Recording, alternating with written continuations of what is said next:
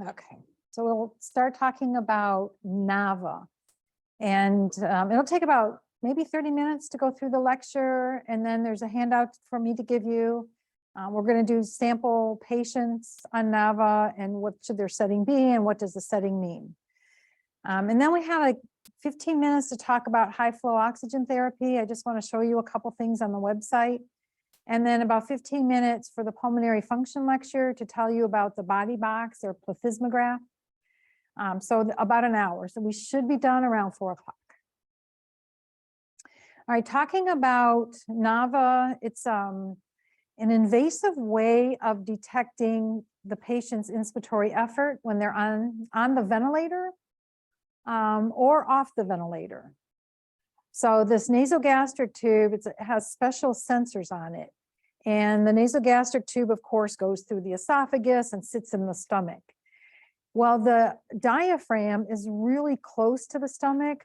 So when the diaphragm starts to contract, there's an electrical signal of the muscle contracting, and it's picked up by the sensors on this nasogastric tube. So when the diaphragm begins to contract, that's the patient beginning their inhalation. Well, it's more sensitive to when the patient is initiating a breath than anything we have on the ventilators currently. So we think, all right, we're going to use flow by sensitivity because that's really sensitive to patient effort. It's going to initiate a breath as soon as it senses them breathing in. But the issue is it's not as sensitive as actually paying attention to the diaphragm, and when it starts to contract, that's actually the beginning of the breath. So having this special tube sitting in the stomach, it'll detect when the diaphragm starts contracting. So that's neurally adjusted. So neuro, meaning, the brain is sending the signal to the diaphragm. Adjusted ventilatory assist. And the ventilatory assist is pressure support.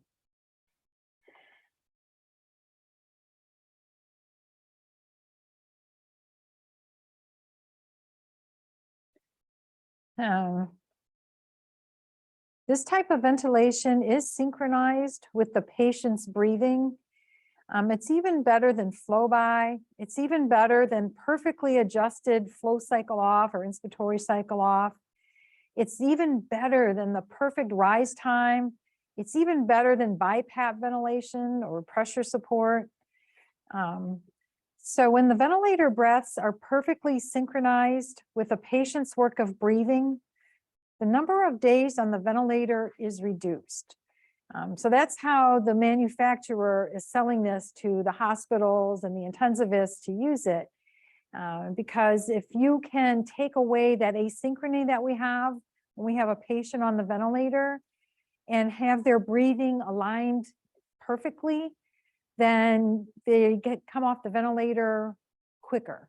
So rather than taking a lot more days, maybe instead of taking 5 days, it'll take 3 days to wean them off the ventilator. So that's the marketing of it.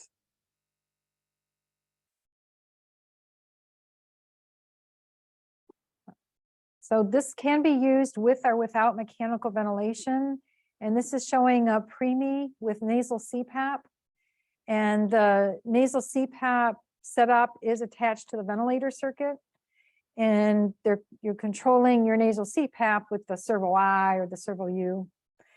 And the nasogastric tube or this catheter is still going down the esophagus and sitting near the diaphragm to sense when the baby is initiating a breath of air. And then when it initiates a breath of air, it'll push some pressure support or inspiratory pressure through the nose and into the lungs.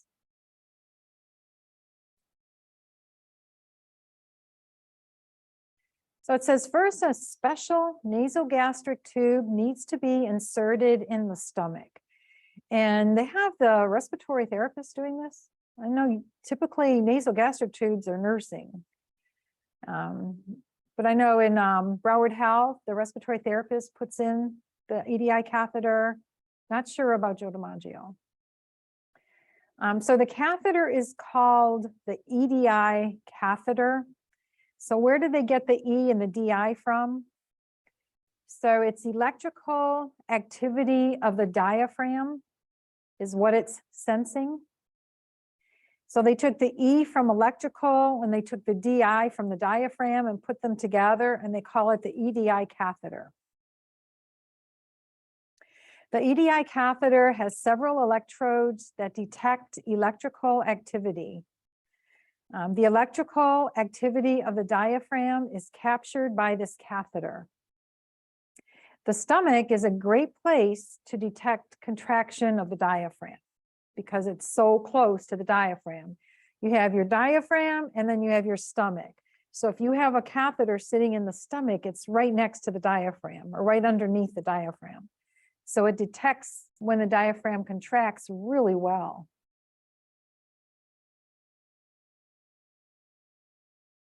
The electrical activity of the diaphragm is proportional to the output of the respiratory center in the brain. Low activity for a breath that requires normal effort, but then there's going to be high electrical activity for a breath that requires extra effort. So if we are exercising, the medulla is going to send a signal to the phrenic nerve that's going to be strong because it wants a big, deep inspiration to meet our level of activity. But while we're sitting here in the classroom, we don't need to be taking big, huge breaths. So the signal going from the medulla to the phrenic nerve to the diaphragm is a lot smaller in the amount of electrical activity. All right, so it shows a graph for a single breath. The vertical green lines represent the EDI signals sampled at a rate of 60 times each second. So it's measuring the electrical output of the diaphragm. And we see as the electrical activity increases, we start inspiration. And the highest point is the strongest signal to the diaphragm. And then as the signal starts to decline, the ventilator will recognize that the signal is declining and it realizes that the person is done breathing in and they're getting ready to exhale. Up to the peak is inspirational, and then the decline is expiration. Like that. Yes. So we have another picture, I think that shows where the cutoff is. Yes. So this picture is giving a little more detail on that graph. The first thing to look at is the Edi trigger level. And the electrical energy is measured in microvolts. And you'll see a little U with a big V on the ventilator. And it stands for microvolts. There will be an increase in the EDI signal from its lowest value, known as EDI minimum. So it's missing a little something. I want to explain to you what EDI minimum is. So at the very bottom of the graph, it shows you EDI min 0.3. You see that on the graph? So the diaphragm always has a little bit of electrical activity. It's never zero electrical activity. So you don't want to start the breath just because there's a little electrical activity.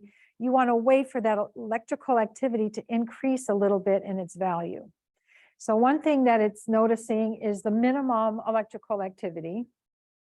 And then we're going to tell it, well, when it's 0.5 higher, that's when I want you to start helping the patient breathe.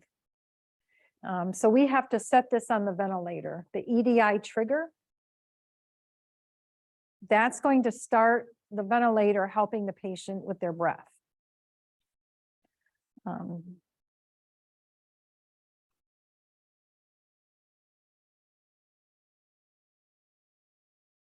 So this bullet says in the diagram below, the EDI minimum is 0.0 0.3 microvolts. So that's just normal chatter of the diaphragm.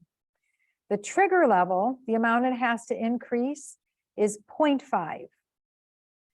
So that means that the ventilator will trigger a breath at an absolute value of 0.8 microvolts.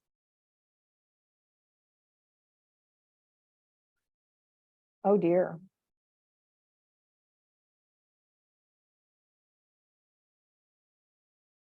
So how is the breath initiated? It's going to be when that Edi trigger is met. Where should we set the Edi trigger, do you think, for the breath to begin? 0.5? 0.5. Just like setting your flow by sensitivity at 1 liter or 2 liters a minute, your Edi trigger is typically 0.5 microvolts. So that's going to be the equivalent of like setting your flow by. So the ventilator will help the patient with their breath once that criteria is met. But if no criteria is met, it's also looking at flow by sensitivity. So you still set all the normal stuff just in case this doesn't work. Sometimes the catheter can come out. Maybe it's down too far. So things can happen and you need to have a backup plan on the ventilator. So you're still setting everything the same, even though you have Nava turned on.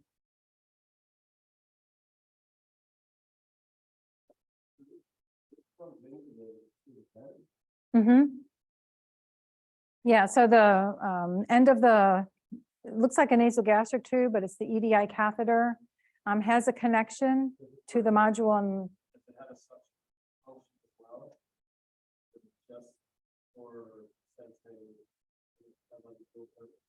I don't think you can feed through it, but you can suction through it. Feed, yeah, I'll have to check to let you know if food can be put through the catheter.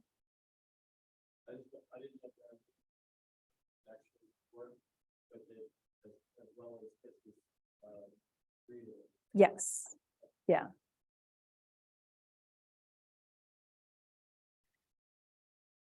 Once the breath is initiated, a pressure support type of breath is delivered. So it shouldn't even say type of breath, it is a pressure support breath.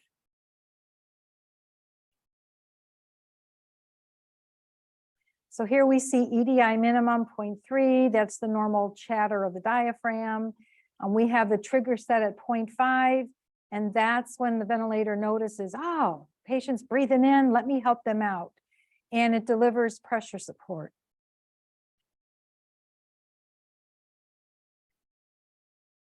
The pressure curve will follow the EDI signal pattern. When the EDI signal has fallen to 70% of its peak value, the patient is allowed to exhale and the ventilator no longer offers any assist until the next breath. So breath, the signal to the diaphragm keeps increasing, so the ventilator keeps giving the pressure support breath. But then once that amount of electrical activity starts to drop, the pressure support breath ends. So the amount of pressure support given each breath depends on two things. It's going to depend on the EDI signal strength. So strong signal, extra pressure support. Weak signal, a little pressure support. The other thing it depends on is the amount of Nava level we choose. And we start with a Nava level of 1.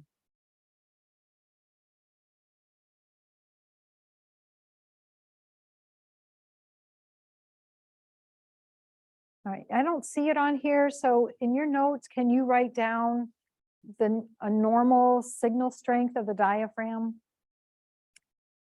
So in your notes, write normal EDI signal strength. Normal EDI signal strength is 5 to 15 microvolts. So normal EDI signal strength is between 5 and 15 microvolts. So that's normal work of breathing. That's how strong the signal is from the diaphragm or going to the diaphragm. 5 to 15 microvolts. What if the signal strength is higher than 15 microvolts? Then we know that the patient is working too hard to breathe. So if the signal strength is greater than 15 microvolts, the patient is working too hard to breathe. So greater than 15 microvolts, the patient is working too hard to breathe. Do you want me to put that in the chat? Did you get it? Put it in the chat.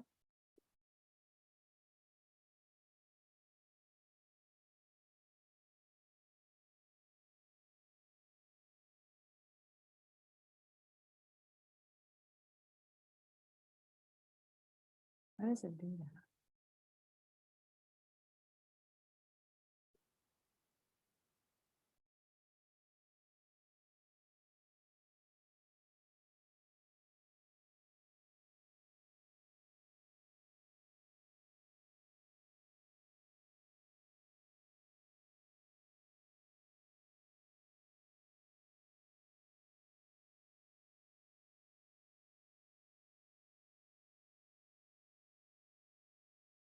So if the patient is working too hard to breathe, we will notice that the EDI signal strength to the diaphragm is higher than 15 microvolts.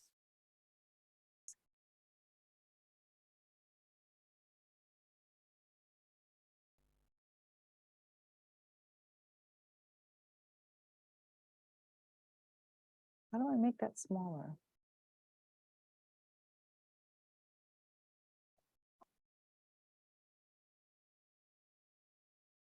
I'm puzzled why sometimes things work and sometimes they don't. So what it's telling you what to do. If the patient's got a EDI signal greater than 15 microvolts and they're working too hard, how can we help them out? And the answer is to increase the Nava level. So increase the Nava level to give them more support.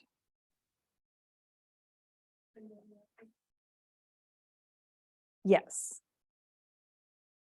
Yeah, so it'll just give them more pressure support, basically. That's a good question, Chris. It's like when they came up with auto mode, it's not a mode, it's a switch. So why don't they call it auto switch? Why do they call this Nava support and not pressure support? So here it says, the more support from the vent, the lower the signal from the brain to the diaphragm. So the more help we give the patient, the less strong they have to breathe, or the less strong the signal to the diaphragm. And you do it by 0.2 microvolts at a time. So you keep increasing your Nava level, let the patient breathe a little bit until you notice your EDI signal is between 5 and 15, and then keep it at that Nava level.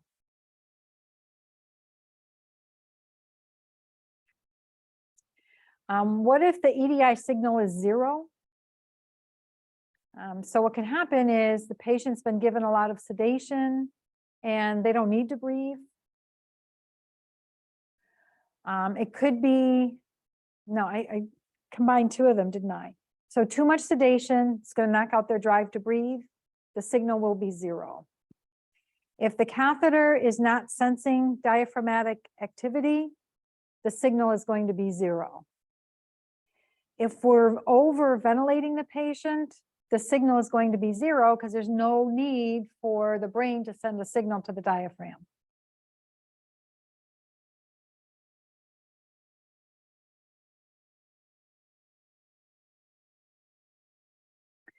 So this is a picture explaining what I was just talking about. On the left, it's showing a baby with, healthy lungs. The EDI signal, they've got it small to show, oh, the EDI signal isn't that high, but yet we still have a good tidal volume. So compare the EDI strength to the tidal volume. in healthy lungs, and you'll see a good tidal volume with minimal effort. And then over on the red, we see a really tall EDI signal, meaning a high signal, just to get a normal tidal volume, if not a smaller tidal volume. So they're working really hard. So anything with a lot of airway resistance, stiff lungs, the RDS with the babies, it's going to cause them to have to work really hard just to get a normal tidal volume.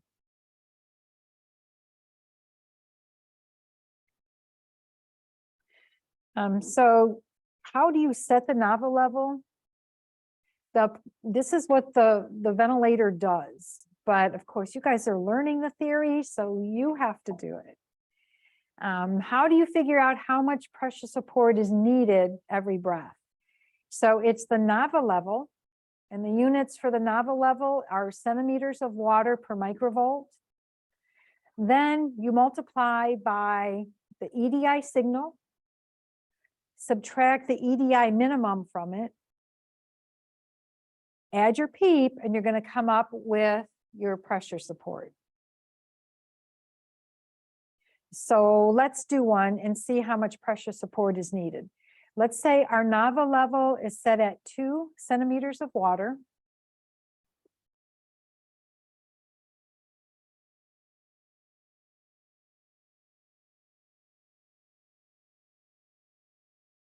Just bugs me that I can't get rid of this.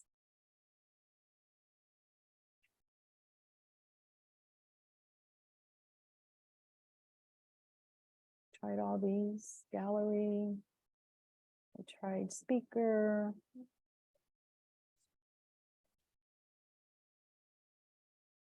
Okay.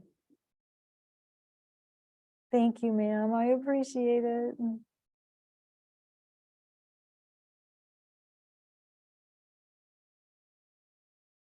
right, so we said our Nava level was set at 2 centimeters of water per microvolts.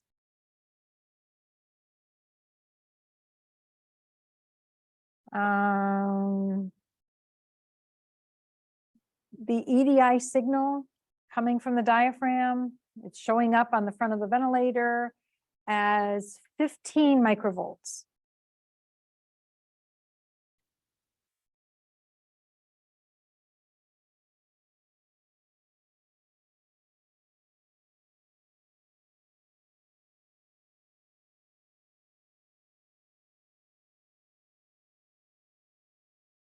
And we look at the EDI minimum because that shows up on the front of the ventilator also.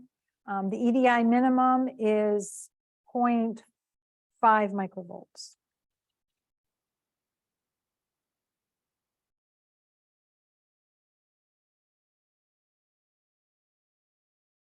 The PEEP is set at 5 centimeters of water. And plug in the numbers and see what the pressure support level is.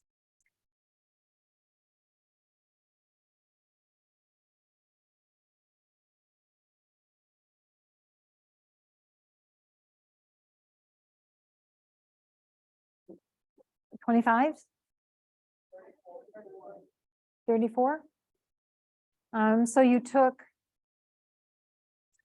15 microvolts and you subtracted 0.5 and you got 14.5 microvolts. Multiplied that by 2, you got 28.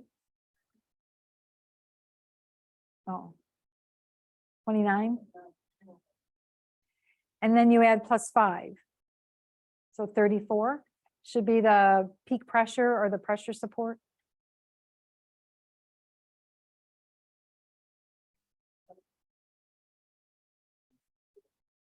Yes.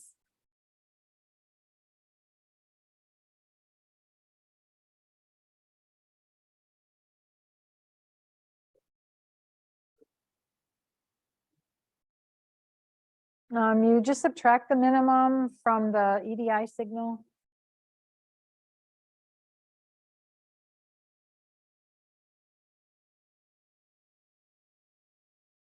So the set Nava level reflects the amount of work of breathing that the servo-I ventilator and the servo-U ventilator will take over from the patient. The higher the number that we set, the higher the amount of help from the ventilator. So the range is 0 to 15. Typically though, you're going to see it set between 1 and 4 centimeters water per microvolt. And Broward Health uses, I think both neonatal ICUs use this a lot with their babies, and they're using between 2 and 5 typically. So it's kind of close to what the training on the website suggests, between 1 and 4. What is a normal range for the Nava level on patients that require Nava? The answer is super obvious and you're laughing at me right now, like how dare she ask that when it's the answer is like a half a centimeter above. 1 to 4, very good.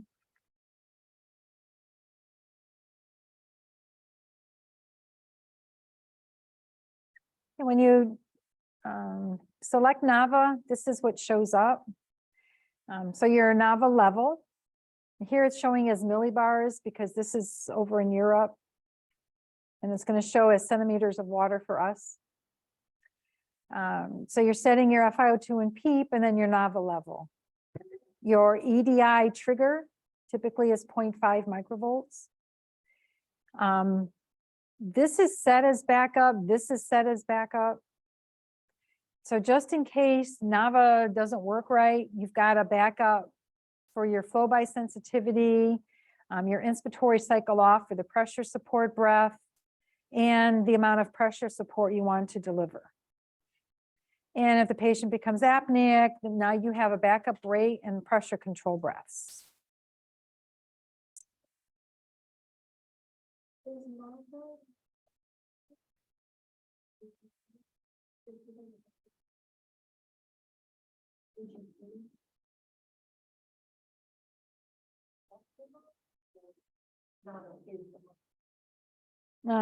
So it's used along with other modes. Yeah, so you can have a patient in PRBC and Nava.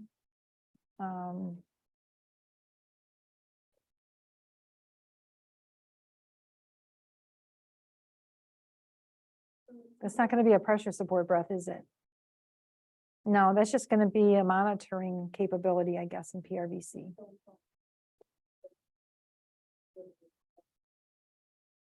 Yeah. Summer, did you have a question? Oh. On the bottom right, do you see where the digital readout shows up for EDI peak? Do you feel like you understand what EDI peak is? What are we measuring? Okay. Thank you for your honesty. Very good. The highest contraction of the diaphragm, but it's electrical activity. So that's why it's got the units of microvolts.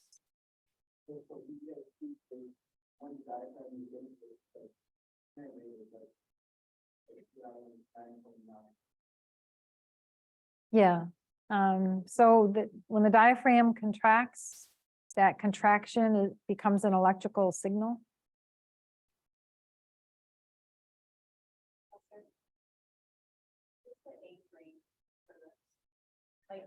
Good question. Yeah, they're not using it too much in adults, but it could be used at any age group. Yeah, when it first came out, it was used a lot with the adults, and I guess it wasn't making that much of a difference in getting them off the ventilator. But in babies, it's making a difference to detect how hard they're breathing. So you see it a lot more in the neonatal ICUs than anywhere.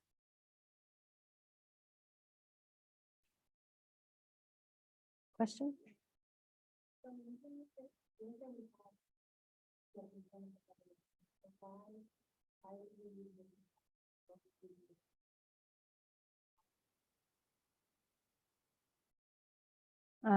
Yes.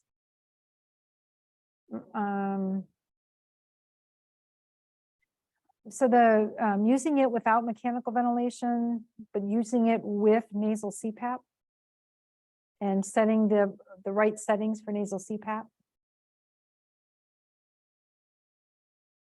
Pigeon? Yeah.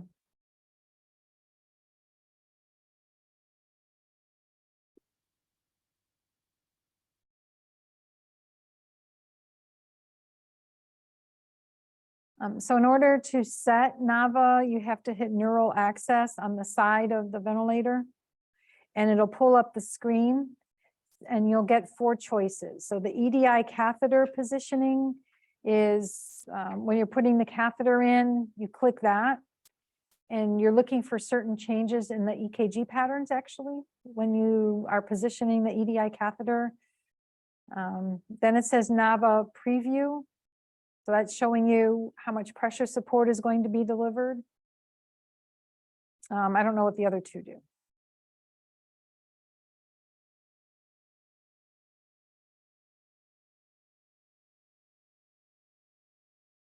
The gray curve displayed on the user interface below shows the estimated pressure based on the EDI and the set Nava level.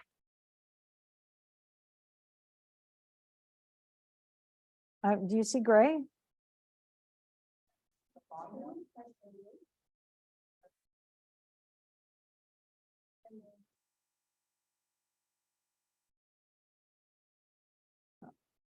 Okay, so the yellow must be pressure support breaths. So, and it looks like a flow by sensitivity because we see the pink in the flow time graphic. So is this an adult? It shows a big person. So this is an adult. So they initiate their breath and the breath is delivered. But if we're looking at the diaphragm, we see that the diaphragm actually started contracting way before that. I know this is probably like a half a second, but still there's a delay between the diaphragm contracting and the ventilator actually helping with the breath. So you can see the delay even with flow by sensitivity. And then down here, it's showing the EDI signal. Isn't that amazing, the difference? Do you have any questions on this?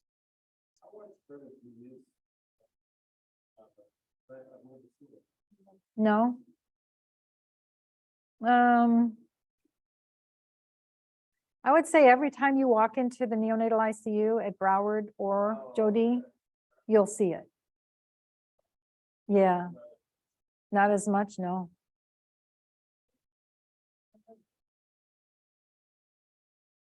Probably because you have to put in the Edi catheter, which is really expensive. Yeah.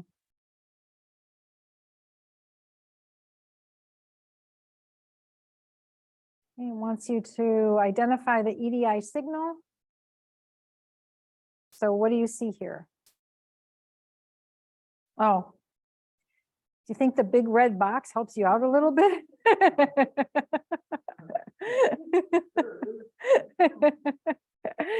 Identify EDI peak. Very good. And what are the units? Microvolts, UV. Identify the Nava level.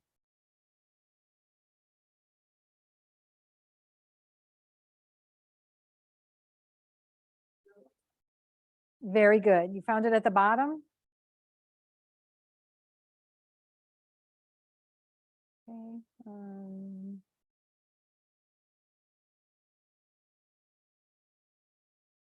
That was everything, right?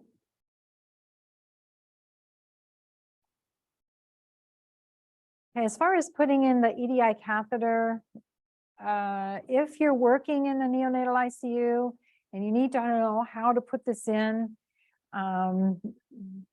there's the website for you to go to.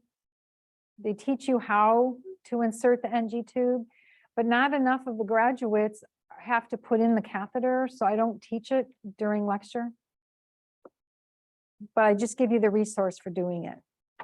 But when you're looking at the EKG, you'll see 4 lines of EKGs showing up. Again, the catheter going down the esophagus is really close to the heart, and it's picking up on the PQRST. You're looking for the P wave to diminish in size. Look at this big P wave right here. Maybe they're just doing that to make it super obvious. So PQRS. The P wave is big, smaller, really small and tiny. And when you see that, you know you've got the catheter in the right place. It's not what?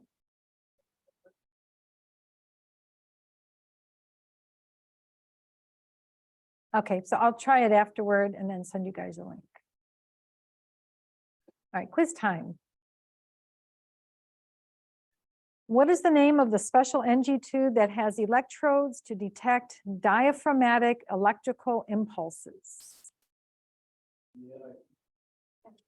Very good, Edi catheter. What does EDI stand for?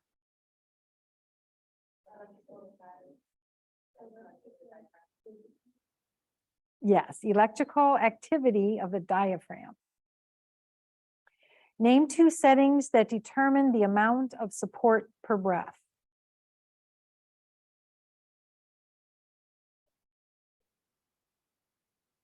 Nava level and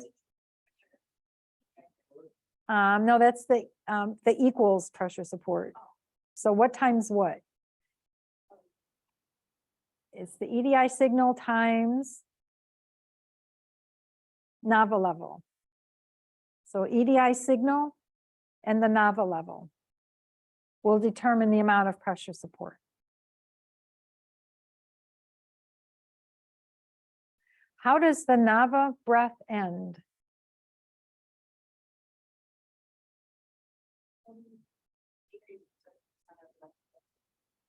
Okay, so decrease down to 70% of the electrical activity will end the breath. Is Nava a mode? Is it a special type of sensitivity? Yeah. It works alongside pressure support, yes.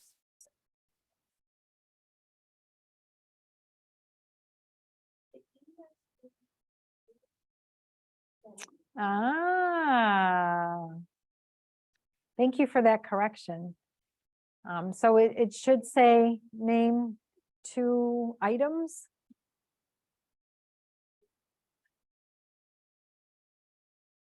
No, that's correct. EDI is a signal, it's not a setting. Yeah, maybe name 2 things that determine the amount of support per breath. The 2 parameters. So EDI signal is in microvolts, and the Nava level is in centimeters of water per microvolt. You want me to put it in the chat?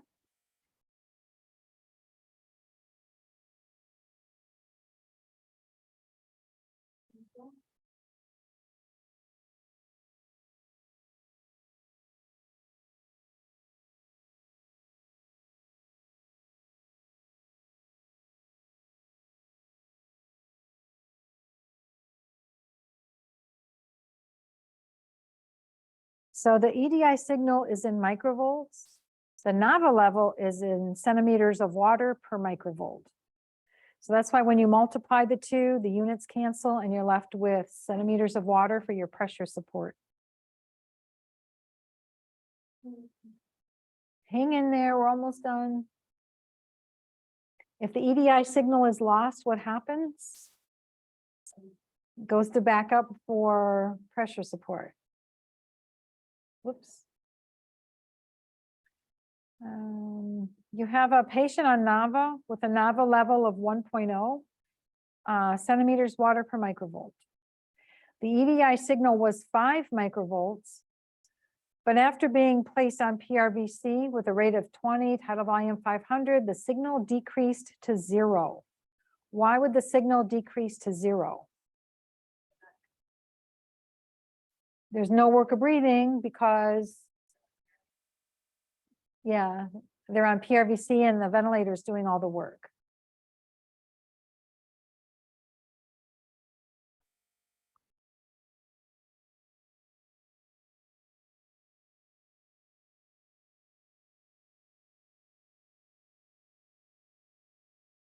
If the Nava level is set to 3 centimeters water per microvolt, the EDI signal is 12 microvolts. And peak pressure less PEEP is 36 centimeters of water. What is the condition of the lungs? Yeah, 36 centimeters of water without PEEP. So it could be high airway resistance, low lung compliance. Very good. So what would you do to help this person?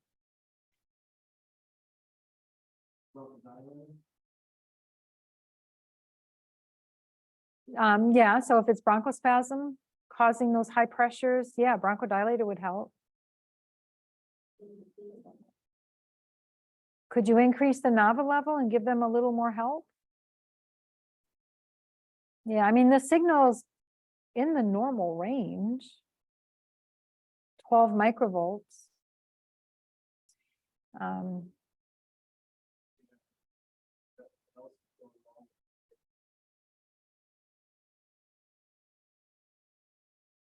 Check an ABG, see if they're ventilating okay with this. Get a chest X-ray. All right. So those are all acceptable answers. So with them having a delta P of 36, that tells me we've got high airway resistance if they're not intubated, or even if they are intubated, I'm sorry. So high airway resistance or low lung compliance. So they're not a candidate for weaning.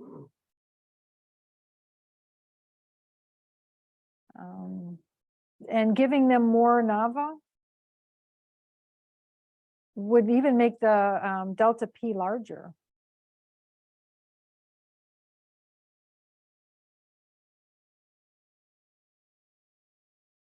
So,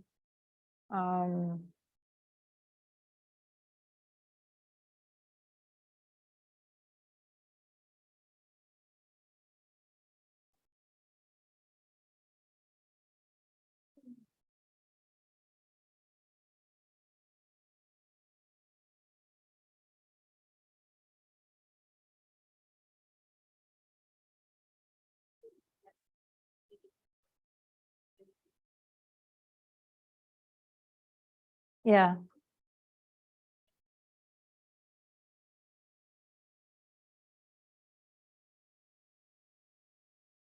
So first I wrote down the conclusion. With this scenario, we've got high airway resistance or low lung compliance. This patient's not a candidate for weaning because the delta P is 36 centimeters of water.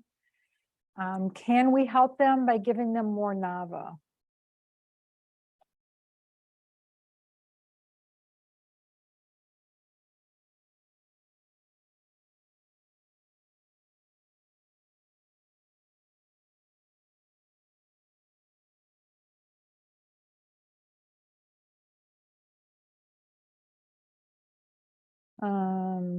And I'll leave it at that. Can consider giving them a higher Nava level.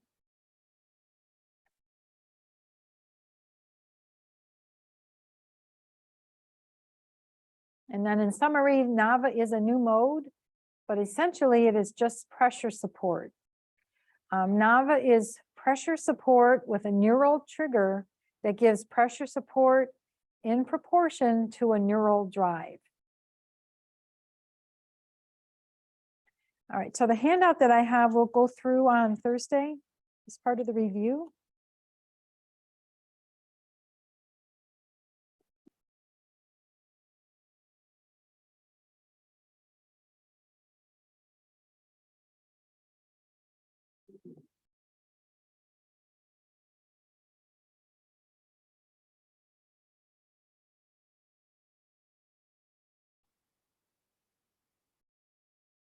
Mhm.